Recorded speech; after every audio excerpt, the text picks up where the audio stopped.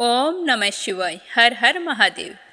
मीरा भक्ति story channel की ओर से आप सभी को नव वर्ष की हार्दिक शुभकामनाएं। यह नया साल आपके जीवन में नई उमंग, नई ऊर्जा और श्री कृष्ण की असीम कृपा लेकर आए। हम प्रार्थना करते हैं कि यह वर्ष आपके लिए सुख, समृद्धि, शांति और भक्ति से भरपूर हो।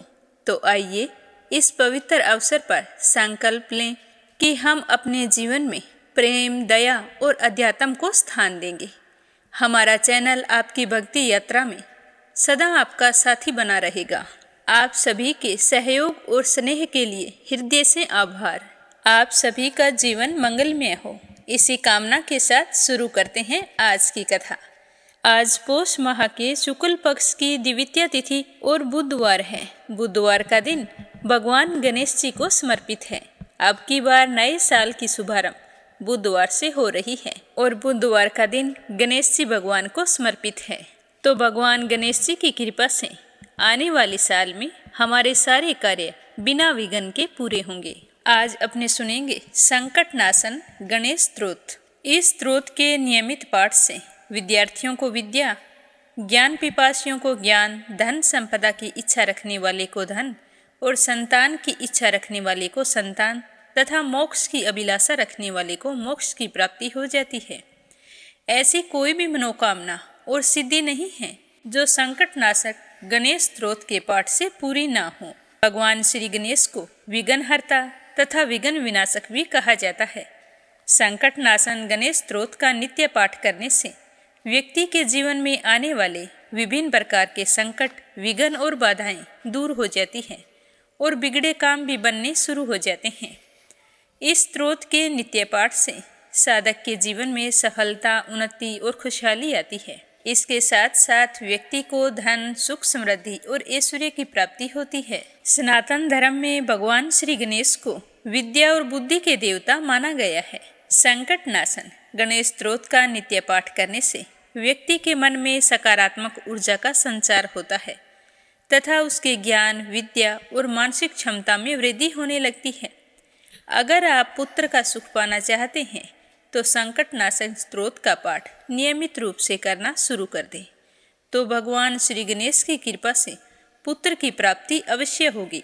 इस स्तोत्र का नित्य प्रतिदिन पाठ करने से जातक की सारी मनोकामनाएं पूरी हो जाती है। लगातार 1 वर्ष तक भगवान श्री गणेश के इस स्तोत्र के पाठ से पूर्ण सिद्धि भी प्राप्त होती है। इस स्तोत्र का पाठ करने से मनुष्य आरोग्य जीवन का आशीर्वाद पाता है और उसके सारे रोग, भय और चिंता समाप्त हो जाते हैं। भगवान श्री गणेश को समर्पित इस स्तोत्र के पाठ से व्यक्ति को सांसारिक सुख तो मिलता ही है, जो जातक मोक्ष की इच्छा रखते हैं उन्हें मोक्ष की प्राप्ति होती है। इस स्तोत्र का पाठ प्रतिदिन सुबह सुबह करना बहुत ही सर्वोत्तम माना गया है। अगर आप ऐसा करने में समर्थ नहीं हैं तो प्रत्येक बुधवार या चतुर्थी तिथि को इसका पाठ अवश्य करें। किसी विशेष मनोकामना पूर्ति के लिए सबसे पहले संकट नाशन गणेश स्तोत्र के पाठ का संकल्प लें। उसके बाद कम से कम 30 दिनों तक लगातार इसका पाठ करना जरूरी होता है। इस स्तोत्र का पाठ करने के लिए सुबह जल्दी उठें, फिर स्नान आदि से निवृत्त होकर साफ वस्त्र धारण करें। स्तोत्र का पाठ ऐसी जगह बैठकर करना चाहिए जहां शोर शराबा बिल्कुल भी ना हो। फिर आसन पर पूर्व दिशा की तरफ मुंह करके बैठ जाएं। सामने भगवान श्री गणेश की प्रतिमा रख लें। गणेश जी के समक्ष घी का दीपक जलाएं और गणेश जी भगवान को सिंदूर से तिलक करें। फिर गणेश जी भगवान को दूर्वा अर्पित करें। उसके बाद गणेश जी को लड्डुओं का भोग लगाएं। रोजाना अगर लड्डुओं का भोग नहीं लगा सकते हैं तो आप गुड़ का भोग भी लगा सकते हैं। फिर संकट नाशन गणेश स्तोत्र पाठ का संकल्प लें कि आपको रोजाना 1 बार पढ़ना है, 3 बार, 5, 7, 11 से लेकर 21 बार तक आप पाठ कर सकते हैं। जितनी आपकी सुविधा हो उतना ही संकल्प लें। इस स्तोत्र का पाठ उच्च स्वर में शुद्ध उच्चारण के साथ करना चाहिए। अपने किसी खास मनोकामना की पूर्ति के लिए इस स्तोत्र का पाठ प्रतिदिन 30 दिनों तक करना चाहिए। इस स्तोत्र का पाठ संस्कृत में भी कर सकते हैं और इस पाठ के अर्थ को समझते हुए अगर आप हिंदी में करते हैं तो इसकी शक्ति और भी ज़्यादा बढ़ जाती है। क्योंकि आप इसका मतलब और प्रभाव अच्छे से समझ पाते हैं। हिंदू धर्म शास्त्रों के अनुसार जब एक बार नारद मुनि घनघोर संकट में फंस गए थे, तो भगवान शिव के निर्देश अनुसार महर्षि नारद ने संकट नाशन गणेश स्तोत्र का पाठ किया था। तो स्तोत्र का पाठ करने से गणेश जी ने नारद जी के समस्त संकटों को हर लिया था। तो आइए शुरू करते हैं संकट नाशन गणेश स्तोत्र का पाठ। बोलो गणेश गजानन की जय हो। पार्वती नंदन देव देव श्री गणेश जी को सिर झुकाकर प्रणाम करते हुए अपनी आयु, कामना और अर्थ की सिद्धि के लिए मैं भक्त आपका नित्य प्रतिदिन स्मरण करता हूँ। आपके अनेक स्वरूप, पहला वक्रतुंड अर्थात टेढ़ी सूंड वाले, दूसरा एक दंत अर्थात एक दांत वाले, तीसरा कृष्ण पिंगाक्ष अर्थात काली तथा भूरी नेत्रों वाले, चौथा गजवक्र अर्थात हाथी के समान मुख वाले, पांचवा लंबोदर अर्थात बड़े उदर वाले, छठा विकट अर्थात विकराल, सातवां विघ्न राजेंद्र अर्थात विघ्नों का नाश करने वाले, आठवां धूमर वर्ण अर्थात दूसर वर्ण वाले, नौवां भालचंद्र अर्थात जिसके ललाट पर चंद्रमा शोभायमान है, 10वां विनायक, 11वां गणपति और 12वां गजानन। इन 12 नामों का जो भी पुरुष तीनों समय सुबह, दोपहर और सायंकाल में पाठ करता है, हे प्रभु, उसे किसी भी प्रकार के विघ्न का भय नहीं रहता। इस प्रकार का स्मरण सभी सिद्धियों को प्रदान करने वाला होता है। इससे विद्या की अभिलाषा रखने वाला विद्या को, धन की अभिलाषा रखने वाला धन को, पुत्र की इच्छा रखने वाला पुत्र को, मोक्ष की अभिलाषा रखने वाला मोक्ष को प्राप्त कर लेता है। जो मनुष्य सुबह, दोपहर और शाम तीनों समय प्रतिदिन इन 12 नामों का पाठ करता है, उसे संकट का भय नहीं रहता। इन 12 नामों का स्मरण ही उसके लिए सभी सिद्धियों का उत्तम साधक है। जो भी पुरुष इसे लिखकर 8 ब्राह्मणों को समर्पित करता है, तो गणेश जी की कृपा से उसे सब प्रकार की विद्या प्राप्त हो जाती है। प्रेम से बोलो गणेश गजानन की जय हो। एक छोटे से गांव में गणपति भट्ट नाम के एक ब्राह्मण रहते थे। वह वेदों और पुराणों के अच्छे ज्ञाता थे। गणपति भट्ट को लगता था कि परब्रह्मा भगवान का स्वरूप गणेश जी के जैसा ही है और उनके दर्शन मात्र से ही मुक्ति प्राप्त हो जाती है। तो वे गणेश जी भगवान के परम भगत थे। एक बार गणपति भट्ट ब्रह्म पुराण पढ़ रहे थे, तो उसमें लिखा था कि नीलगिरी में भगवान जगन्नाथ परम ब्रह्मा के रूप में प्रकट हुए हैं। व्यक्ति को उनके दर्शन मात्र से ही मोक्ष की प्राप्ति हो जाती है। उनके दर्शन करने वालों को कभी भी यमराज के सामने नहीं आना पड़ता। तो गणपति भट्ट परब्रह्मा के दर्शन के लिए जगन्नाथपुरी की यात्रा पर चल पड़े। मार्ग में भीख मांगकर जो कुछ भी प्राप्त होता, उससे अपने पेट की भूख शांत कर लेते। अगर किसी दिन भोजन नहीं मिलता, तो पत्ते खाकर और जल पीकर ही भूख मिटा लेते।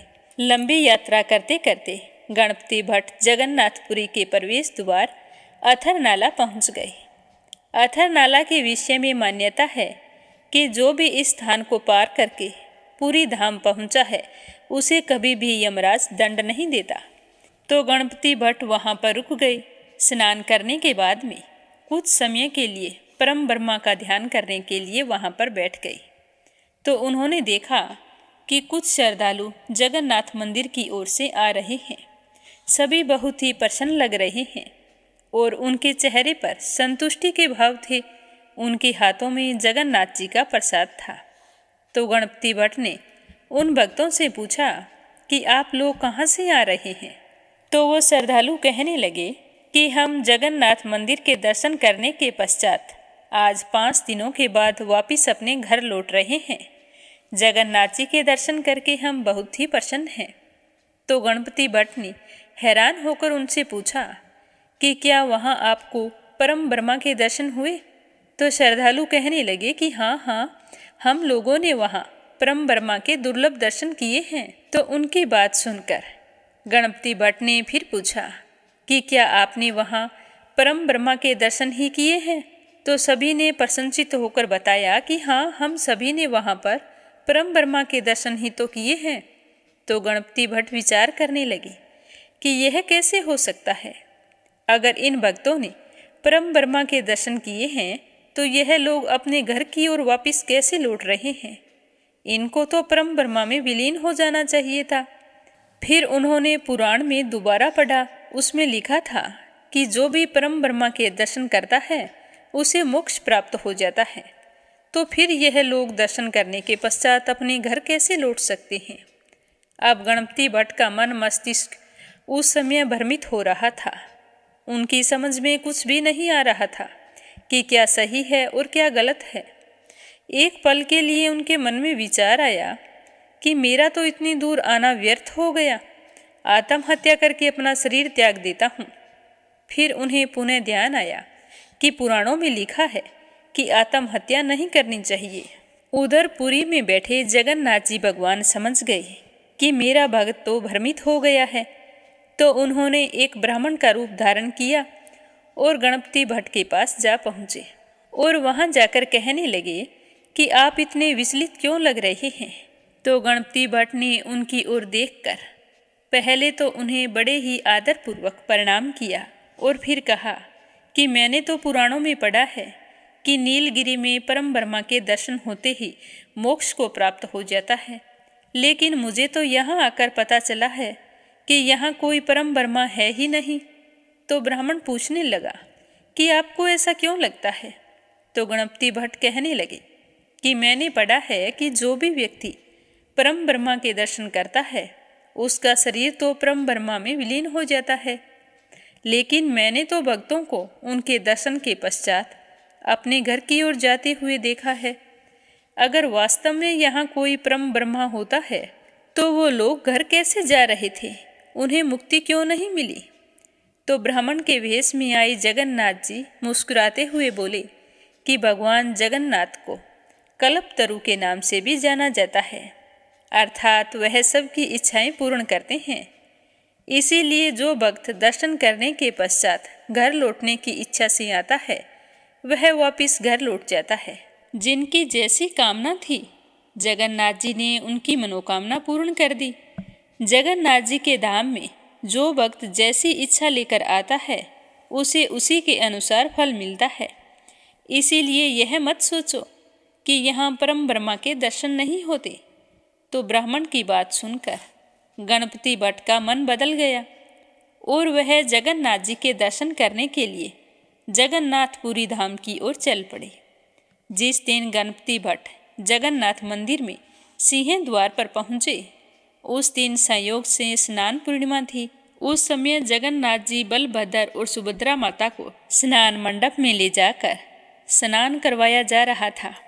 हजारों की संख्या में भक्त अपने देवता के दर्शन करने के लिए वहां पर आए हुए थे। तो गणपति भट्ट ने भी वहां जगन्नाथ जी के दर्शन किए। गणपति भट्ट का दृढ़ विश्वास गणेश जी पर था। उनका विश्वास था कि परम ब्रह्मा का चेहरा गणेश जी जैसा है। जब उनको जगन्नाथ जी का चेहरा गणेश जी जैसा दिखाई नहीं दिया तो वो उनको बिना प्रणाम किए निराश होकर लौट आए। अपने भक्त को निराश होकर जगन्नाथ भगवान कैसे जाने देते। तो जगन्नाथ भगवान ने उसी रात राजा के एक सेवक को सपने में दर्शन दिए। जगन्नाथ जी भगवान कहने लगे कि मेरा भक्त इतनी दूर से मेरे दर्शन के लिए आया था, लेकिन मेरा चेहरा गणेश जी जैसा नहीं था, तो वह निराश होकर लौट रहा है। इसीलिए तुम तुरंत जाओ और उसे वापस बुला कर लाओ और उससे बोलो कि वापिस आकर गणेश जी मुख के दर्शन करें। तो यह सुनकर राजा का सेवक तुरंत उठा और गणपति भट्ट को ढूंढने के लिए चल पड़ा। गणपति भट्ट बहुत ही उदास होकर जा रहा था तो उसके पास पहुंचकर वह कहने लगा कि आप तो बहुत ही भाग्यशाली हैं। जगन्नाथ भगवान आपको स्वयं दर्शन देना चाहते हैं, अतः आप मेरे साथ पुनः मंदिर चलें, जहां आपको परम ब्रह्मा के दर्शन होंगे। जहां भगवान परम ब्रह्मा के रूप में सभी को दर्शन देते हैं और आप वहां से वापस लौट रहे हैं, ऐसे कैसे हो सकता है। चलो आप मेरे साथ, भगवान के दर्शन करने के बाद ही जाना। तो गणपति भट्ट कहने लगे कि वहाँ परम ब्रह्मा कहाँ हैं, उनका चेहरा गणेश जी जैसा नहीं है और मेरा दृढ़ विश्वास है कि परम ब्रह्मा का चेहरा गणेश जी के मुख के समान है। मुझे तो उनके चेहरे पर सूंड भी दिखाई नहीं दी। फिर तुम मुझे वापस लौटने के लिए क्यों कह रहे हो? तो मुदीरत कहने लगे कि आप एक बार दोबारा मंदिर जाएं, आपको इस बार परम वर्मा के स्वरूप में गणेश जी का चेहरा दिखाई देगा। इस तरह राजा के सेवक के बार बार अनुरोध करने पर गणपति भट्ट पुनः मंदिर में गए।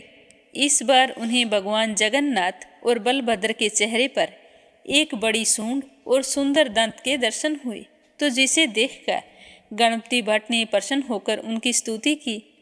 गणपति भट्ट परम वर्मा के ध्यान में लीन होकर पृथ्वी पर गिर पड़े और उनकी आत्मा प्रभु में विलीन हो गई। वहां पर उपस्थित भक्त इस बात के प्रत्यक्षदर्शी बने।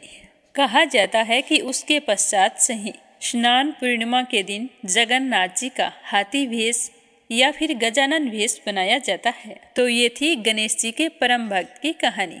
बोलो गणेश गजानन की जय हो। अब अगली कहानी अपने सुनेंगे भगवान श्री कृष्ण के परम भक्त की। बोलो श्री कृष्ण भगवान की जय हो। भगवान श्री कृष्ण के एक महान और परम भक्त श्री माधवेंद्रपुरी एक बार वृंदावन की यात्रा पर गए। गोवर्धन नामक पवित्र पहाड़ी पर पहुंचे। ईश्वरीय प्रेम के आनंद में डूबे। उन्हें यह भी दिखाई नहीं दे रहा था कि दिन है या रात है। वे कभी खड़े होते, कभी आध्यात्मिक आनंद में डूबे हुए जमीन पर गिर जाते। पहाड़ी की परिक्रमा करने के बाद उन्होंने श्यामा कुंड के पवित्र जल में स्नान किया और फिर शाम को आराम करने के लिए एक पेड़ के नीचे बैठ गए। जब माधवेंद्रपुरी पेड़ के नीचे बैठे थे, तभी वहां पर एक अज्ञात ग्वाला लड़का दूध का बर्तन लेकर आया और संत के सामने दूध रखते हुए वह लड़का मुस्कुराया और कहने लगा कि हे माधवेंद्रपुरी, कृपया आप यह दूध पी लीजिए। आपको कितना समय हो गया है यहाँ पर बैठे हुए, आप भोजन क्यों नहीं मांगते हैं? आप इस तरह से किसका ध्यान कर रहे हैं? तो माधवेंद्रपुरी बालक की सुंदरता और मधुरता से मोहित हो गए और अपनी सारी भूख प्यास भूल गए और कहने लगे कि बेटा, आप कौन हो और कहाँ पर रहते हो? आपको कैसे पता चला कि मैं उपवास कर रहा हूँ? तो वह लड़का कहने लगा कि मैं इस गांव का एक ग्वाला लड़का हूँ। मेरे गांव में कोई भी उपवास नहीं करता, तो सारे भोजन मांगते हैं, मैं उन्हें भोजन लाकर दे देता हूँ। यहाँ पर पानी भरने आई कुछ महिलाओं ने तुम्हें देखा था और उन्हीं ने मुझे कहा और दूध देने के लिए भेजा है। इस तरह कहते हुए वो लड़का कहने लगा कि संत जी, आप ये दूध पी लीजिए, मेरे दूध निकालने का समय हो गया है, मैं जा रहा हूँ, वापिस आते समय बर्तन ले जाऊँगा। तो लड़का वहाँ पर दूध रखकर अचानक ही गायब हो गया। तो यह चमत्कार देखकर माधवेंद्रपुरी तो हैरानी में पड़ गए। फिर कटोरा उठाया और दूध पी लिया और फिर जागते ही बैठे बैठे कृष्ण मंत्र का जाप करते रहे। रात के अंत में उन्हें नींद आ गई। तभी उन्हें एक दिव्य दर्शन हुआ। वही चरवाहा लड़का उनके सपने में आया और उनका हाथ पकड़कर जंगल में एक घनी झाड़ी के पास ले गया। बालक कहने लगा कि संत जी, मैं इसी झाड़ी में रहता हूँ और सर्दी, बारिश और गर्मी सभी को झेलता हूँ। आप कृपया करके गांव वालों को बुलाओ और मुझे इस झाड़ी से निकालो। फिर मुझे गोवर्धन पर्वत की चोटी पर स्थापित करो और मेरे लिए एक मंदिर भी बनवाओ। मेरे शरीर को शुद्ध करने के लिए मुझे ठंडे पानी से स्नान करवाओ। तो बालक की बात सुनकर माधवेंद्रपुरी कहने लगे कि बेटा, तुम हो कौन? मैं गांव वालों को क्या बताऊंगा? तो बालक कहने लगा कि मैं गोपाल हूँ, गोवर्धन पर्वत को उठाने वाला। मुझे वृष द्वारा यहाँ पर स्थापित किया गया था, लेकिन यहाँ पर एक बार आक्रमण हुआ था और पुजारी ने मुझे इस झाड़ी में छिपा दिया था। तभी से मैं इस झाड़ी में बैठा हूँ। मैं तुम्हारी सेवा से बहुत ही प्रसन्न हूँ और मैं तुम्हारा ही इंतजार कर रहा था कि तुम आओगे, तभी मेरी स्थापना होगी। इतना कहकर वो बालक सपने से भी अंतर्ध्यान हो गया। इतने में माधवेंद्रपुरी की आंख खुल गई और खुशी के मारे उनकी आंखें भर आई और सोचने लगे कि मेरे सामने भगवान आए थे और मैंने उन्हें पहचाना नहीं, पर अब जो भगवान ने मुझे आज्ञा दी है उसे मैं अवश्य पूरा करूँगा। इस तरह संकल्प करके गांव में गया और सभी ग्रामीणों को इकट्ठा किया और उन्हें झाड़ी के पास ले आया। अपने सपने के बारे में भी बताया। बहुत कोशिश करके गांव वालों ने और देवेंद्र ने उस जगह को साफ किया। फिर वहां से खुदाई करने लगे। तो खुदाई करते करते उन्हें गोपाल जी की बहुत ही सुंदर मूर्ति मिली। तो मूर्ति देखकर गांव वालों की खुशी का कोई ठिकाना नहीं रहा। उन्होंने भगवान की मूर्ति को साफ किया और बड़े ही प्रेम से उसे गोवर्धन पर्वत की चोटी पर ले गए और एक बड़े पत्थर को सिंहासन के रूप में तैयार किया और गोपाल जी को बड़ी ही श्रद्धा और प्रेम के साथ उसके ऊपर स्थापित किया। और फिर जैसा गोपाल ने कहा था, गोविंद कुंड से 900 घड़े पानी लाकर गोपाल जी को स्नान करवाया। फिर सुगंधित मालाएं चढ़ाई और फिर खूब सारा प्रसाद भगवान को चढ़ाया और नगरवासियों में बांटा गया। फिर माधवेंद्रपुरी वहीं पर रहकर भगवान की भक्ति करने लगा। हे श्री माधवेंद्रपुरी भक्ति के सागर, आपके प्रेम के माध्यम से भगवान ने स्वयं को संसार के समक्ष प्रकट किया। हमें भक्ति के मार्ग पर ले चलो ताकि हम उसी पवित्रता और समर्पण के साथ भगवान की सेवा कर सकें। हे गोपाल, हे गोवर्धन पर्वत उठाने वाले, हमें आपकी इच्छा पूरी करने की शक्ति प्रदान करें और हमारे हृदय आपकी दिव्य प्रेम और उपस्थिति से भर जाए। बोलो कान्हा जी की जय हो। अब अपने सुनते हैं भागवत कथा का आगे का अध्याय। बोलो भागवत कथा की जय हो। बोलो श्री हरि विष्णु भगवान के अनंत स्वरूपों की जय हो। भगवान के इस अद्भुत तांडव नृत्य से कालिया नाग छिन्न भिन्न हो गया। उसका एक एक अंग चूर चूर हो गया और मुख से खून की उल्टी होने लगी। अब उसे सारे जगत के आदि शिक्षक पुराण पुरुष भगवान नारायण की स्मृति हुई तो वह मन ही मन भगवान की शरण में आ गया। भगवान श्री कृष्ण के उदर में संपूर्ण विश्व है, इसीलिए उनके भारी बोझ से कालिया नाग के शरीर की एक एक गांठ ढीली पड़ गई। उनकी एड़ियों की चोट से उसके छतर के समान फण छिन्न भिन्न हो गए। अपने पति की यह दशा देखकर उसकी पत्नियां भगवान की शरण में आ गई। वे अत्यंत आतुर हो रही थी। भय के मारे उनके वस्त्र आभूषण अस्त व्यस्त हो गए और उनके केसों की चोटियां भी बिखर गई। उस समय उन साध्वी नाग पत्नियों के चित्त में बड़ी घबराहट हो रही थी। अपने बालकों को आगे करके वे पृथ्वी पर लौट गए और हाथ जोड़कर उन्होंने समस्त प्राणियों के एकमात्र स्वामी भगवान श्री कृष्ण को प्रणाम किया। भगवान श्री कृष्ण को शरणागत वत्सल जानकर अपने अपराधी पति को छुड़ाने की इच्छा से उन्होंने श्री कृष्ण की शरण ग्रहण की। नाग पत्नियां श्री कृष्ण भगवान से कहने लगी कि हे प्रभु, आपका यह अवतार ही दुष्टों को दंड देने के लिए हुआ है, इसीलिए इस अपराधी को दंड देना सर्वथा उचित है।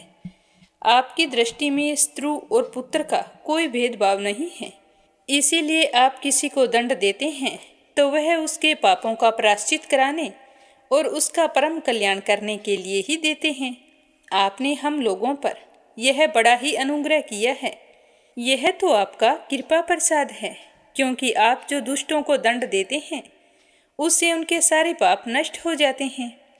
इस सर्प के अपराधी होने में कोई संदेह नहीं है। यदि यह अपराधी ना होता तो इसे यह सर्प की योनि ही क्यों मिलती। इसीलिए हम सच्चे हृदय से आपके इस क्रोध को भी आपका ही अनुग्रह समझते हैं। अवश्य ही पूर्व जन्म में इसने स्वयं मान रहित होकर दूसरों का सम्मान करते हुए कोई बहुत ही बड़ी तपस्या की है, अथवा सब जीवों पर दया करते हुए इसने कोई बहुत बड़ा पुण्य धर्म किया है। तभी तो आप इसके ऊपर संतुष्ट हुए हैं, क्योंकि सर्व जीव स्वरूप आपकी प्रसन्नता का यही उपाय है। भगवान, हम नहीं समझ पाती कि यह किस साधना का फल है जो यह आपके चरण कमलों की धूल का स्पर्श पाने का अधिकारी हुआ है। आपके चरणों की रज इतनी दुर्लभ है कि उसके लिए आपकी अर्धांगिनी लक्ष्मी जी भी बहुत दिनों तक समस्त भोगों का त्याग करके नियमों का पालन करते हुए उन्हें बड़ी तपस्या करनी पड़ी थी। प्रभु, जो आपके चरणों की धूल की शरण ले लेते हैं वे भक्तजन स्वर्ग का राज्य या पृथ्वी की बादशाही नहीं चाहते। और ना ही वे रसातल का राज्य चाहते हैं और ना ही ब्रह्म पद का पद लेना चाहते हैं।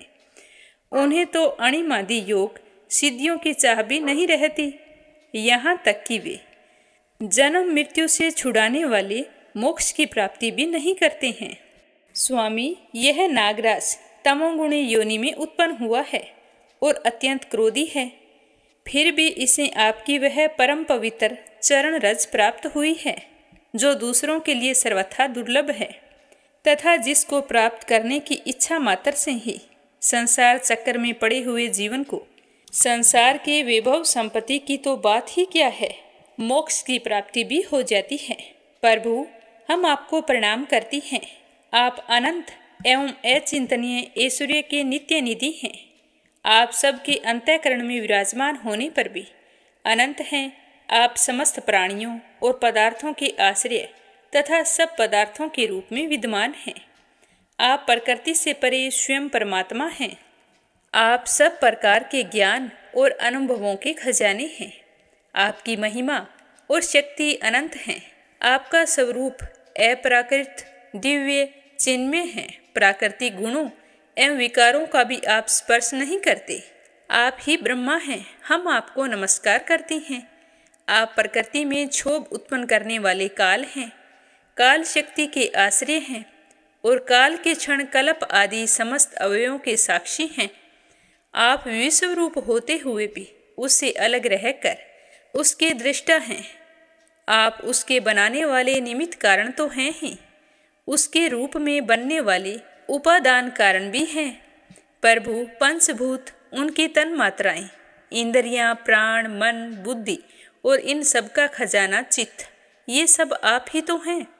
तीनों गुण और उनके कार्यों में होने वाले अभिमान के द्वारा आपने अपने साक्षात्कार को छिपा रखा है। आप देश, काल और वस्तुओं की सीमा से बाहर अनंत हैं, सूक्ष्म से भी सूक्ष्म और कार्य कारण के समस्त विकारों में एक रस, विकार रहित और सर्वज्ञ हैं। आप वासुदेव के पुत्र, संकर्षण एवं प्रद्युम्न और अनिरुद्ध भी हैं। इस प्रकार चतुर्ग्रह के रूपों में आप भक्तों तथा यादवों के स्वामी हैं। हे श्री कृष्ण, हम आपको नमस्कार करते हैं। आप मूल प्रकृति में नित्य विहार करते हैं। समस्त स्थूल और सूक्ष्म जगत की सिद्धि आप ही से होती है। हे ऋषिकेश, आप मनशील आत्माराम हैं। मौन ही आपका स्वभाव है। आपको हमारा नमस्कार है। त्रिलोकी में 3 प्रकार की योनियां हैं, सतोगुण प्रधान शांत, रजोगुण प्रधान अशांत, तमोगुण प्रधान मूढ़। वे सब की सब आपकी लीला मूर्तियां हैं।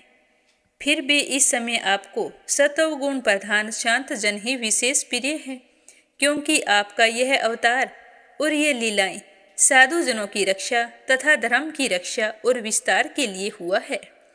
शांतामान स्वामी को एक बार अपनी प्रजा का अपराध सह लेना चाहिए। यह मूढ़ है, आपको पहचानता नहीं है, इसीलिए इसे क्षमा कर दीजिए। भगवान, कृपा कीजिए। अब यह सिर्फ मरने ही वाला है। साधु पुरुष सदा से ही हम अबलों पर दया करते आए हैं, अतः आप हमें हमारे प्राण स्वरूप पति को दे दीजिए। हम आपकी दासी हैं, हमें आप आज्ञा दीजिए, आपकी क्या सेवा करें, क्योंकि जो श्रद्धा के साथ आपकी आज्ञा का पालन, आपकी सेवा करता है, वह आपके सब प्रकार के भय से छुटकारा पा जाता है।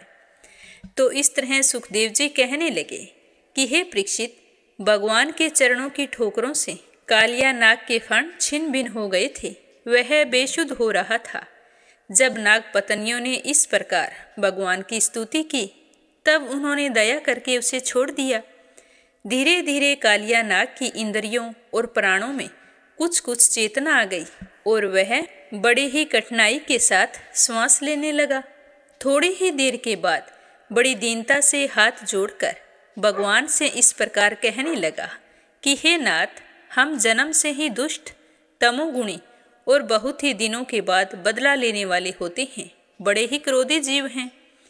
जीवों के लिए अपना स्वभाव छोड़ देना बहुत ही कठिन है। इसी के कारण संसार के लोग नाना प्रकार के दुराग्रहों में फंस जाते हैं।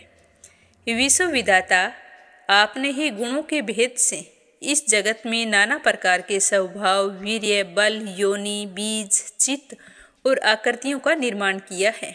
भगवान, आपकी ही सृष्टि में हम सर्प हैं। हम तो जन्म से ही बड़े क्रोधी होते हैं। हम इसी माया के चक्कर में स्वयं मोहित हो रहे हैं। फिर अपने प्रयत्न से इस माया का त्याग कैसे करें? आप सर्वज्ञ, संपूर्ण और जगत के स्वामी हैं। आप ही हमारे स्वभाव और इस माया के कारण हैं। आप अपनी इच्छा से जैसा ठीक समझें कृपा करें या दंड दें। तो सुखदेव जी कहने लगे कि कालिया नाग की बात सुनकर लीला मनुष्य भगवान श्री कृष्ण ने कहा कि सर्प, तुम्हें अब यहाँ नहीं रहना चाहिए। तू अपने जाति भाई, पुत्र और स्त्रियों के साथ शीघ्र ही यहाँ से चला जा और समुद्र में जाकर निवास कर, ताकि गौएं और मनुष्य इस यमुना के जल का उपभोग कर सकें। यह कहते हुए श्री कृष्ण भगवान कहने लगे कि जो मनुष्य दोनों समय तुझको दी हुई मेरी इस आज्ञा का स्मरण तथा कीर्तन करे, उसे कभी भी सांपों का भय ना रहे। मैंने इस कालियादय में क्रीड़ा की है, इसीलिए जो पुरुष इसमें स्नान करके जल से देवता और पितरों का तर्पण करेगा एवं उपवास करके मेरा स्मरण करता हुआ मेरी पूजा करेगा, वह समस्त पापों से मुक्त हो जाएगा। मैं जानता हूँ कि तुम गरुड़ के भय से रमण द्वीप छोड़कर इस देह में आ बसा था। अब तेरा शरीर मेरे चरण चिन्हों से अंकित हो गया है, इसीलिए अब तू जा, अब तुझे गरुड़ नहीं खाएंगे। इस तरह सुखदेव जी कहने लगे कि भगवान श्री कृष्ण की एक एक लीला अद्भुत है। उनकी ऐसी आज्ञा पाकर कालिया नाग और उसकी पत्नियों ने आनंद से भरकर बड़ी आदर से उनकी पूजा की। उन्होंने दिव्य वस्त्र, पुष्पमाला, मणि, बहुमूल्य आभूषण, दिव्य गंध, चंदन, अति उत्तम कमलों की माला से जगत के स्वामी गरुड़ ध्वज भगवान श्री कृष्ण का पूजन करके उन्हें प्रसन्न किया। इसके बाद बड़े प्रेम से उनकी परिक्रमा की, वंदना की और उनसे अनुमति ली। फिर अपनी पत्नियों, पुत्रों और बंधु बांधवों के साथ रमणीक द्वीप, जो नागों का स्थान है, वहां पर चले गए। लीला मनुष्य भगवान श्री कृष्ण की कृपा से यमुना जी का जल विषहीन होने के साथ साथ उसी समय अमृत के समान मधुर हो गया। तो यह सुनकर राजा परीक्षित सुखदेव जी से पूछने लगे कि कालिया नाग ने नागों के निवास स्थान रमणक द्वीप को क्यों छोड़ा था और उस अकेले ने ही गरुड़ जी का कौन सा अपराध किया था। तो राजा परीक्षित की बात सुनकर सुखदेव जी कहने लगे कि पूर्व काल में गरुड़ जी को उपहार स्वरूप प्रत्येक मास में निर्दिष्ट वृक्ष के नीचे गरुड़ को एक सर्प की भेंट दी जाती थी। तो इसी नियम के अनुसार प्रत्येक अमावस्या को सारे सर्प अपनी रक्षा के लिए महात्मा गरुड़ जी को अपना अपना भाग देते रहते थे। उन सांपों में से कद्रु का पुत्र कालिया नाग अपने विष और बल के घमंड से मतवाला हो रहा था।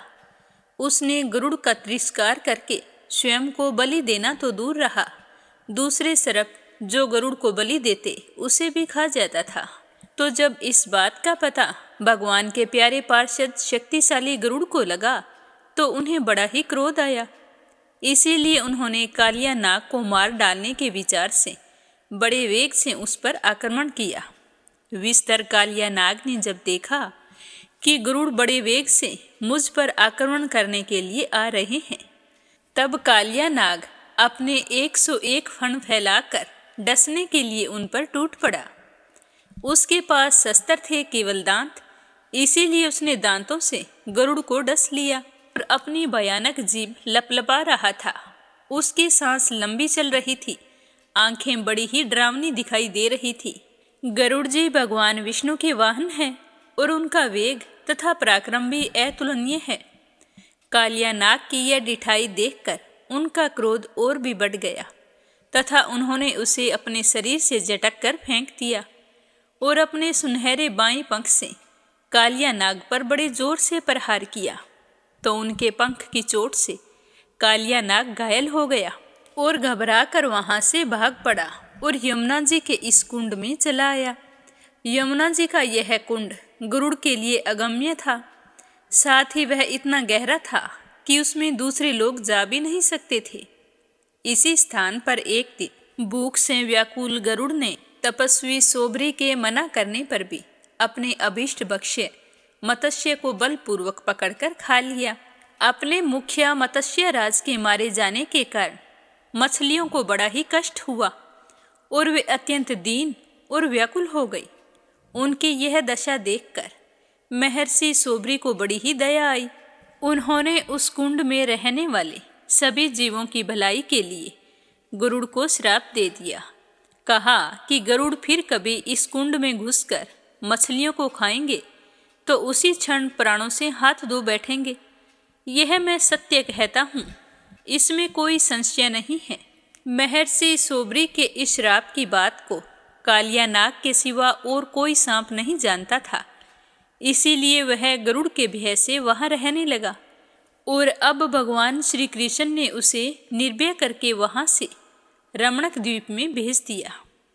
इधर भगवान श्री कृष्ण दिव्य माला, गंध, वस्त्र, महामूल्य मणि और सोने के आभूषणों से विभूषित होकर उस कुंड से बाहर निकले तो उनको सही सलामत देखकर सब के सब ब्रिजवासी इस प्रकार उठ खड़े हुए जैसे प्राणों को पाकर इंद्रियां सचेत हो जाती हैं। सभी गोपों का हृदय आनंद से भर गया और वे बड़े प्रेम और प्रसन्नता से अपने कन्हैया को हृदय से लगाने लगे। यशोदा रानी, रोहिणी जी, नंद बाबा, गोपी और गोप सभी श्री कृष्ण को पाकर सचेत हो गए। उनका मनोरथ सफल हो गया। बलराम जी तो भगवान के प्रभाव को जानते ही थे। वे श्री कृष्ण को हृदय से लगाकर हंसने लगे। पर्वत, वृक्ष, गाय, बैल, बछड़े सब के सब आनंद मगन हो गए।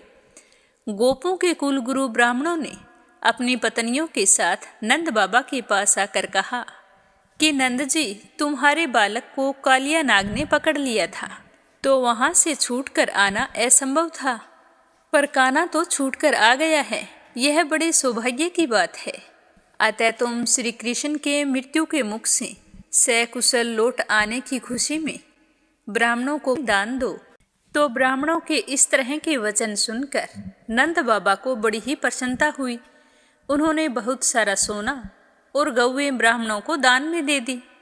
परम सौभाग्यवती देवी यशोदा ने भी काल के गाल से बचे हुए अपने लाल को गोद में लेकर हृदय से चिपका लिया और उनकी आंखों से आनंद की आंसुओं की बूंदें बार बार टपक रही थी।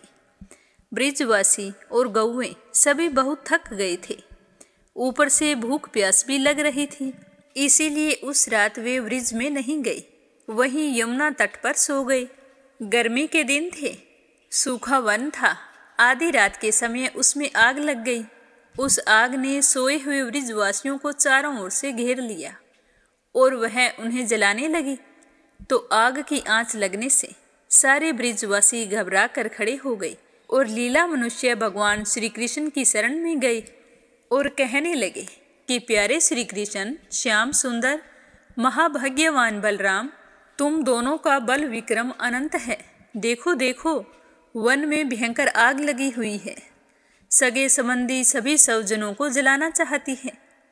तुम में सब सामर्थ्य है, हम तुम्हारे शरण में हैं, इसीलिए इस प्रलय की अपार आग से हमें बचाओ। प्रभु, हम मृत्यु से नहीं डरते हैं, परंतु तुम्हारे चरण कमल छोड़ने में हम असमर्थ हैं। भगवान अनंत हैं, वे अनंत शक्तियों को धारण करते हैं। जब भगवान श्री कृष्ण ने देखा कि मेरे स्वजन किस तरह से व्याकुल हो रहे हैं, तब वे उस भयंकर आग को पानी की तरह पी गई। और फिर श्री कृष्ण ने आनंदित स्वजन संबंधियों से घिरे हुए और उनके मुख से अपनी कीर्ति का गान सुनते हुए गोकुल गोष्ठ में प्रवेश किया। इस तरह भगवान श्री कृष्ण अपनी योग माया से ग्वाले का भेष बनाकर राम और श्याम ब्रिज में क्रीड़ा कर रहे थे। उन दिनों गर्मी का मौसम था। शरीरधारियों को गर्मी का मौसम प्रिय नहीं होता, परंतु वृंदावन के स्वाभाविक गुणों से वहां वसंत की छटा छिटक रही थी।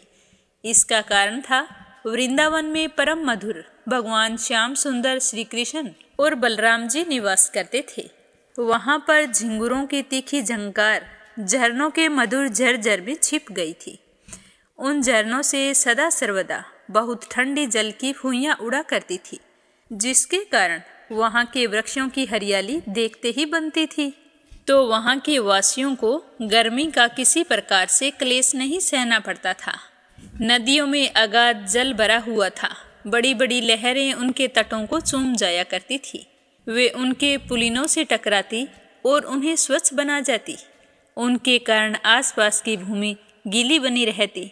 तो इसके कारण सूर्य की अत्यंत उग्र और तीखी किरणें भी वहाँ की पृथ्वी और हरी भरी घास को सुखा नहीं सकती थी। चारों ओर हरियाली छाई रहती थी। उस वन में वृक्षों की पात फूलों से लदी रहती। जहाँ देखो वहीं सुंदरता फूट पड़ती। कहीं रंग बिरंगे पक्षी चहक रहे होते, तो कहीं कई तरह की हिरनियाँ चौकड़ियाँ भर रही होती। कहीं मोर कूक रहे होते, कहीं भंवरों की गुंजार होती, कहीं कोयलें कूक रही होती, तो कहीं सारस अलग ही अपना आलाप छेड़े हुए रहते। ऐसा सुंदर वन देखकर श्याम सुंदर श्री कृष्ण और गौर सुंदर बलराम जी ने उसमें विहार करने की इच्छा की। आगे आगे गौएं चली, पीछे पीछे ग्वाल बाल, और बीच में अपने बड़े भाई के साथ बांसुरी बजाते हुए कान्हा जी चलने लगे। राम, श्याम और ग्वाल बालों ने नव पलुओं, मोर पंख के गुच्छों, सुंदर सुंदर पुष्पों के हारों और गेरू आदि रंगीन धातुओं से अपने को भांति भांति से सजा लिया था। फिर कोई आनंद में मगन होकर नाचने लगा, तो कोई ताल ठोंक कर कुश्ती लड़ने लगा, और किसी किसी ने राग अल्पाना शुरू कर दिया। जिस समय श्री कृष्ण नाचने लगते, तो उस समय ग्वाल बाल गाने लगते। कुछ बांसुरी तथा सींग बजाते, कुछ हथेली से ही ताल देते, तो कुछ वाह वाह करने लगते।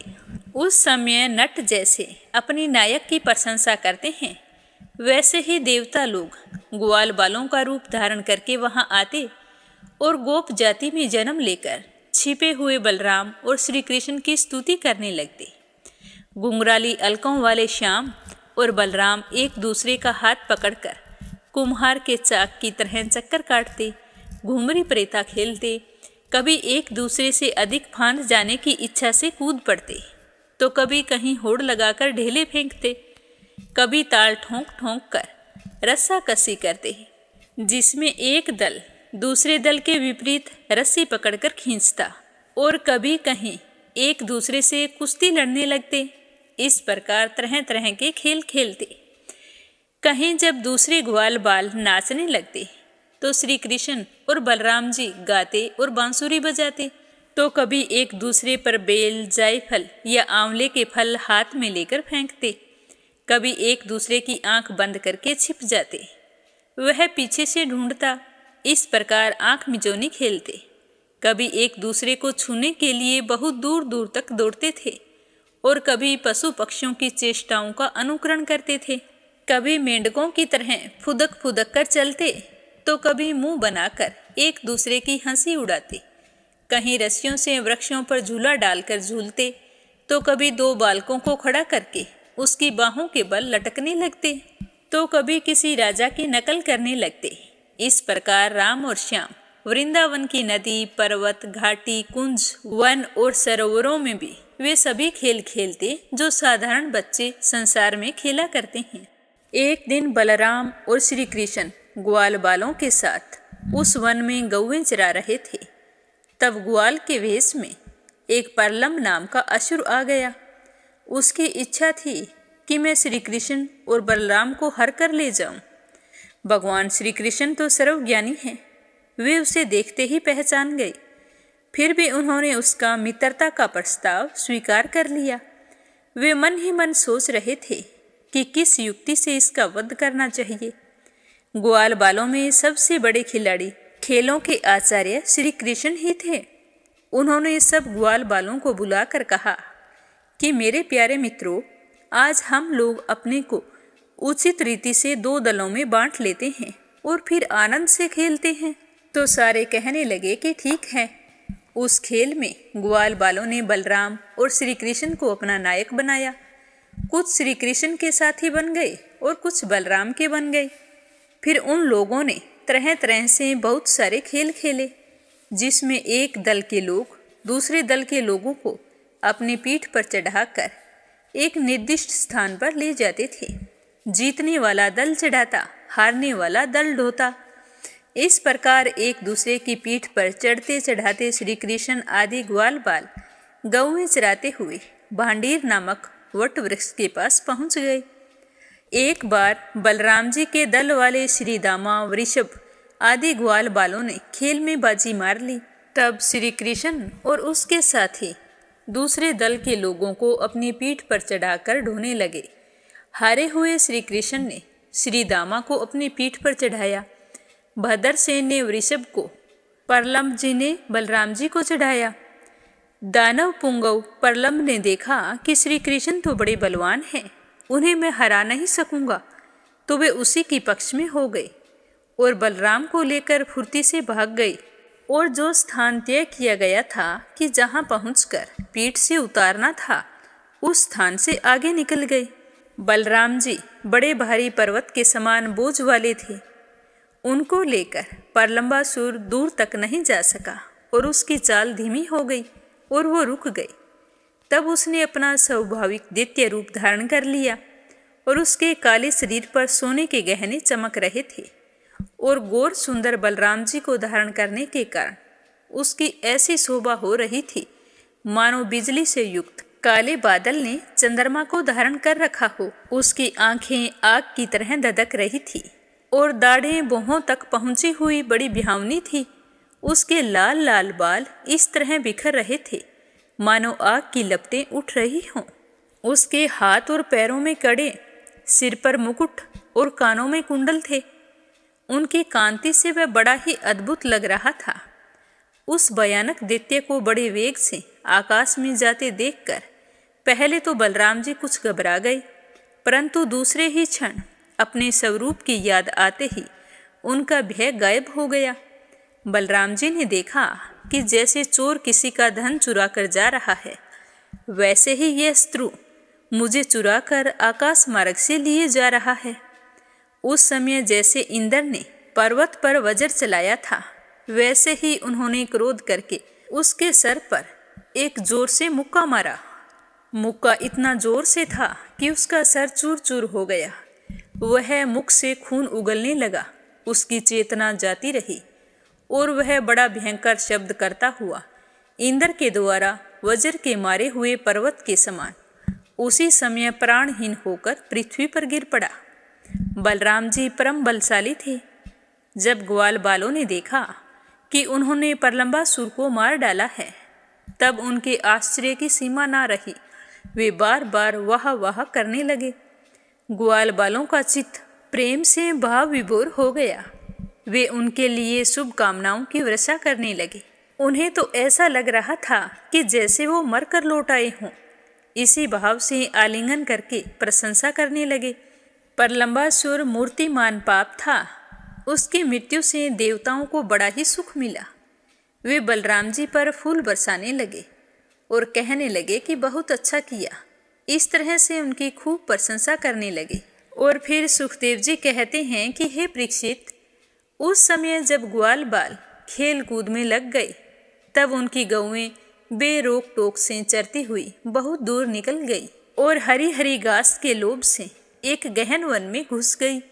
उनकी बकरियां, गायें और भैंसें एक वन से दूसरे वन में होती हुई आगे बढ़ गई तथा गर्मी के ताप से व्याकुल हो गई। वे बेशुद्ध सी होकर अंत में डकारती हुई सरकंडों के वन में घुस गई।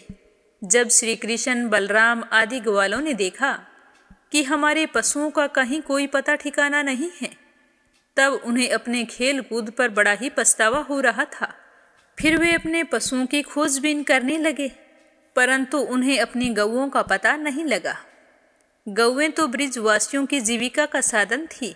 उनके ना मिलने से वो तो अचेत से हो रहे थे कि घर जाकर क्या जवाब देंगे। अब वे गौओं के खुर और दांतों से कटी हुई घास तथा पृथ्वी पर बने हुए खुरों के निशान को देखते हुए, पता लगाते हुए आगे बढ़ने लगे। अंत में उन्होंने देखा कि उनकी गाय मुंजाटवी में रास्ता भूलकर डकरा रही है, तो उन्हें ढूंढने की कोशिश करने लगे। पर उस समय वे एकदम थक गए थे और उन्हें बड़े जोरों की प्यास भी लगी थी। इससे वे व्याकुल हो रहे थे। जब उनकी यह दशा भगवान श्री कृष्ण ने देखी तो वे अपनी मेघ के समान गंभीर वाणी से गौओं का नाम ले लेकर पुकारने लगे।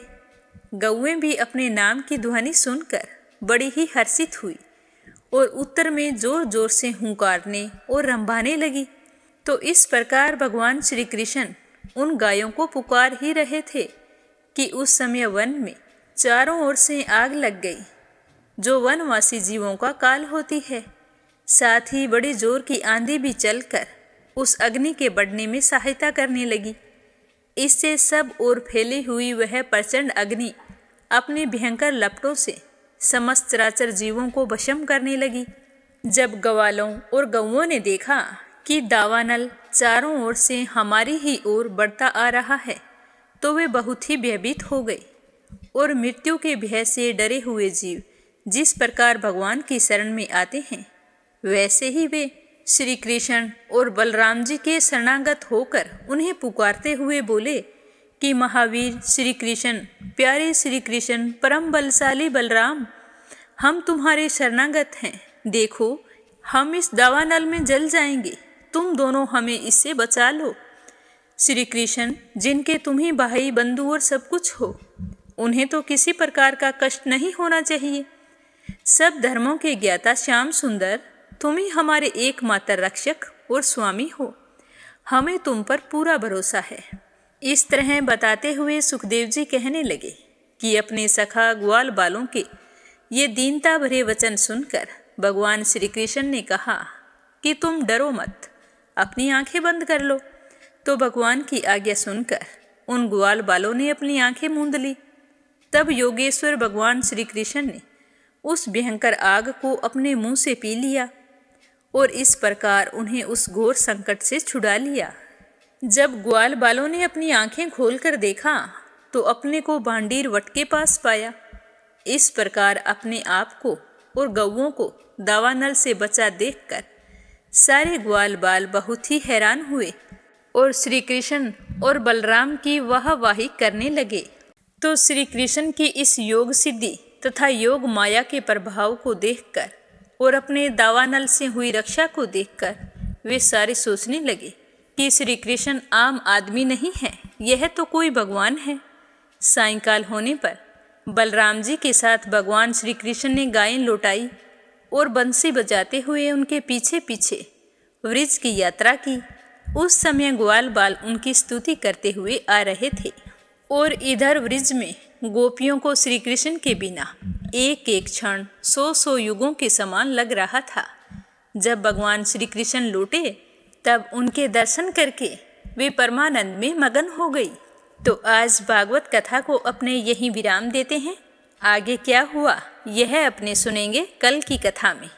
श्रद्धा भाव से सुनने के लिए आप सभी का बहुत बहुत धन्यवाद। हमेशा की तरह अब अपने सुनेंगे लप्सी और तपसी की कहानी। बोलो लप्सी तपसी की जय हो। बहुत पुराने समय की बात है। एक गांव में एक ब्राह्मण परिवार रहा करता था। उसमें पति पत्नी के अलावा उनके 2 बच्चे थे। एक बेटा था, एक बेटी थी। ब्राह्मण दंपति बहुत ही सरल स्वभाव के थे। समय मिलने पर प्रभु का स्मरण किया करते थे। उनकी बेटी बहुत ही संस्कारी और सुशील थी, लेकिन उनका बेटा आवारा किस्म का था। वह कोई काम धाम नहीं करता और ना ही कभी अपने माँ बाप का कहना मानता था। समय के साथ दोनों बहन भाई बड़े हो गए। बहन की शादी कर दी गई, पर भाई का वही हाल था। उसके माँ बाप ने उसे समझाया कि बेटा, अब हम वृद्ध हो चले हैं, तुम कोई काम किया करो। लेकिन उस पर उनकी बातों का कोई असर नहीं होता था। तो एक दिन ब्राह्मणी अपने पति से कहने लगी कि स्वामी, आप बिल्कुल काम छोड़ दीजिए। जब घर में कुछ भी नहीं होगा तो यह अपनी जिम्मेदारी समझेगा और काम पर लग जाएगा। तो ब्राह्मण ने दूसरे दिन से काम पर जाना छोड़ दिया। तो यह देखकर उनके बेटे ने कोई काम नहीं किया और चोरी करने चला गया। आते जाते राहगीरों को लूट लेता और उसी से अपने घर का गुजारा किया करता था। तो उसकी लूटने और चोरी करने की आदत से सारे गांव वाले उसे लप्सी कहने लगे। तो लप्सी की इस हरकत से उसके माँ बाप बहुत ही दुखी रहते थे, पर वह किसी की सुनने के लिए तैयार नहीं था। इसी तरह समय बीतता गया। एक दिन की बात है कि लप्सी एक पीपल के पेड़ पर बैठा था। तभी शिव पार्वती जा रहे थे। पार्वती माता गहनों से लदी हुई थी, तो लप्सी उन्हें देखकर सोचने लगा कि इस औरत के कितने गहने हैं। आज ये सारे के सारे लूट लूँगा तो मुझे कई महीनों तक चोरी नहीं करनी पड़ेगी। तो वह लूटने के इरादे से पीपल की ओट में होकर बैठ गया। जैसे ही शिव पार्वती वहाँ से जाने लगे तो लप्सी एकदम से शिव पार्वती के सामने आकर कहने लगा कि जल्दी से जितने सारे गहने पहन रखे हैं उतार दो। तो पार्वती माता कहने लगी कि तुम चोरी क्यों करती हो? तुम्हें पता है चोरी करना पाप है। तो लप्सी कहने लगा कि क्या करूं? घर पर मेरे माँ बाप हैं, मेरी एक भांजी है, उनके लिए दोनों समय भोजन की व्यवस्था कहाँ से करूं? मुझे कोई काम तो आता नहीं है। तो लप्सी की बात सुनकर पार्वती माता कहने लगी कि तुम जो चोरी करके पाप करते हो, इस पाप का भागी कौन बनेगा? तो लप्सी कहने लगा कि मेरे घर वाले सारे बनेंगे। तो पार्वती माता कहने लगी कि कोई नहीं बनेगा, पाप के भागी केवल तुम बनोगे। तो लप्सी कहने लगा कि मैं लूट खोस कर उन्हीं के लिए लेकर जाता हूँ, तो पाप के भागी तो उन्हें बनना ही पड़ेगा। तो लप्सी की बात सुनकर पार्वती माता ने हंसकर कहा कि हम यहीं पर बैठे हैं और तुम अपने घर जाओ, अपने घर वालों से पूछो कि कोई तुम्हारे पाप का भागी बनेगा क्या। तो यह सुनकर लप्सी भागा भागा अपने घर आया और अपनी माँ के पास गया और कहने लगा कि माँ, मैं चोरी करके लाता हूँ, राह चलते राहगीरों को लूटता हूँ, तुम्हारे लिए ही तो करता हूँ। तो तुम मुझे एक बात बताओ, चोरी करने से जो पाप लगता है तो आप मेरे पाप के भागी बनोगे? तो लप्सी की बात सुनकर उसकी माँ कहने लगी कि बेटा, मैंने तो तुमसे नहीं कहा कि तुम चोरी करके लाओ, तुम कमा कर लाओ, हमें तो 2 वक्त की रोटी चाहिए, मैं तो तुम्हारी पाप की भागी नहीं बनूंगी। तो माँ के मुंह से इस तरह की बात सुनकर लप्सी तो हैरान हो गया। फिर वह अपने पिताजी के पास गया और जाकर कहने लगा कि पिताजी, मैं जो कुछ भी लूट खोस के लाता हूँ वो आपके लिए ही तो लाता हूँ। देखो मैंने लूट कर कितना धन इकट्ठा कर लिया है, कितने ऐशो आराम हैं तुम्हारे। अगर मैं चोरी नहीं करता तो क्या ये सब हमें मिलता? पिताजी, मैं तुमसे एक बात पूछता हूँ कि चोरी करने से पाप लगता है, तो उस पाप में आप मेरे भागीदार बनोगे क्या? तो लप्सी की बात सुनकर उसके पिताजी कहने लगे कि बेटा, मैंने नहीं कहा कि तुम चोरी करके लाओ, तुम कमा कर लाओ, मैं तुम्हारे पाप का भागी नहीं बनूंगा। तो माँ बाप के मुंह से इस तरह की बात सुनकर वह बहुत ही उदास हुआ और सोचने लगा कि मैं कितने महीनों से चोरी कर रहा हूँ, ना जाने मुझ पर कितना पाप चढ़ गया है, और ये तो बोल रहे हैं कि पाप के भागी हम नहीं बनेंगे, तो अब क्या होगा? तो वह बड़े ही दुखी मन से शिव पार्वती से मिलने के लिए चल पड़ा। जैसे ही घर से बाहर निकलने लगा तो उसकी छोटी सी भांजी दरवाजे पर खेल रही थी। उसे पता नहीं था कि पाप पुण्य क्या होता है, तो वो कहने लगी कि मामा, पाप की भागी मैं बनूंगी। तो उसके इस तरह कहते ही लप्सी ने उसे गोद में उठाया और चल पड़ा। शिवजी भगवान और पार्वती माता के पास जाकर कहने लगा कि घर वालों ने पाप का भागी बनने से मना कर दिया है और एक यही है जो पाप की भागी बनने को तैयार है। फिर लप्सी बड़े ही दीन स्वर में कहने लगा कि हे भगवान, मैं समझ गया हूँ कि चोरी करना पाप है। आज तक जो मैंने काम किया वो बहुत ही गलत था, लेकिन अब मैं इसका प्रायश्चित करना चाहता हूँ। अब तुम ही बताओ, मुझे मेरे पापों से मुक्ति कैसे मिलेगी? तो उसकी बात सुनकर शिव पार्वती बहुत ही खुश हुए और लप्सी को कच्चे सूत का एक छोटा सा गोला देते हुए कहा कि लप्सी, ये सूत लो और इस पीपल के चारों ओर परिक्रमा लगाओ। जब यह सूत समाप्त हो जाएगा तब तुम्हारे सारे पाप नष्ट हो जाएंगे। तो यह सुनकर लप्सी बहुत ही खुश हुआ। सोचने लगा कि छोटा सा गोला है, अभी लपेट कर घर चला जाऊंगा, उसके बाद में कभी कोई पाप नहीं करूंगा। फिर उसने अपनी बांजी को कंधे पर बैठाया और पीपल की परिक्रमा लगानी शुरू कर दी। अब भगवान का वह सूत खत्म कहाँ होने वाला था। लपसी चक्कर लगाता गया पर वह सूत खत्म नहीं हुआ। चक्कर लगाते लगाते 1 महीने, 6 महीने, साल, पूरे 12 साल बीत गए पर वह सूत खत्म नहीं हुआ। 12 साल बाद एक बार फिर शिव पार्वती जी वहाँ से गुजर रहे थे तो पार्वती माता ने कहा कि स्वामी चलो लपसी को चलकर देखते हैं। तो शिव जी कहने लगे, वो चोरी करने वाला, लूटने वाला कब का चला गया होगा। तो पार्वती माता कहने लगी कि नहीं स्वामी, चलकर देखने में क्या जाता है, चलो एक बार देखते हैं। तो शिव पार्वती जी जैसे ही पीपल वृक्ष के पास आए तो देखा कि लपसी तो अब भी चक्कर लगा रहा है। वहाँ चारों ओर गहरी खाई हो गई है और लपसी की बड़ी बड़ी दाढ़ी, मूंछें, नाखून बढ़ गए हैं। तो यह देखकर पार्वती माता ने कहा कि देखो स्वामी, आप तो कह रहे थे कि वो कब का ही चला गया, देखो इसके मन में सच्ची भक्ति है। तो पार्वती की बात सुनकर शिवजी ने कहा कि चलो अभी देख लेता हूँ। तो यह कहकर शिवजी ने एक सोने का कड़ा लपसी के आगे फेंक दिया। तो लपसी ने झट से उसके ऊपर पैर कर लिया। फिर अचानक से उसका ध्यान शिव पार्वती जी की ओर गया तो वो हाथ जोड़कर कहने लगा कि भगवान, अब तो मेरे पाप समाप्त हो गए होंगे, आप मुझे यहाँ से जाने की आज्ञा दीजिए, आपका यह सूत अभी तक खत्म नहीं हुआ है। तो शिवजी भगवान ने कहा कि तुम्हारे पाप कर्म भी अभी तक पूरे नहीं हुए हैं। तो शिवजी की बात सुनकर लपसी कहने लगा कि भगवान, मुझे पूरे 12 वर्ष हो गए हैं आपकी भक्ति करते करते और अब भी आप मुझ पर शक कर रहे हैं। तो शिवजी ने कहा कि अपना पैर उठाओ। तो जैसे ही लपसी ने अपना पैर उठाया तो उसके पैर के नीचे सोने का कड़ा था। तो यह देखकर लपसी शर्मिंदा हो गया और कहने लगा कि प्रभु, गलती हो गई, मुझे माफ़ करो, आगे से मैं ऐसी गलती कभी नहीं करूँगा। तो शिवजी कहने लगे कि नहीं लपसी, तुम्हारा पाप ऐसे पूरा नहीं हो सकता, अब तुम्हें 12 वर्ष तक और इसी तरह परिक्रमा करनी होगी, उसी के बाद तुम्हारे पाप समाप्त होंगे।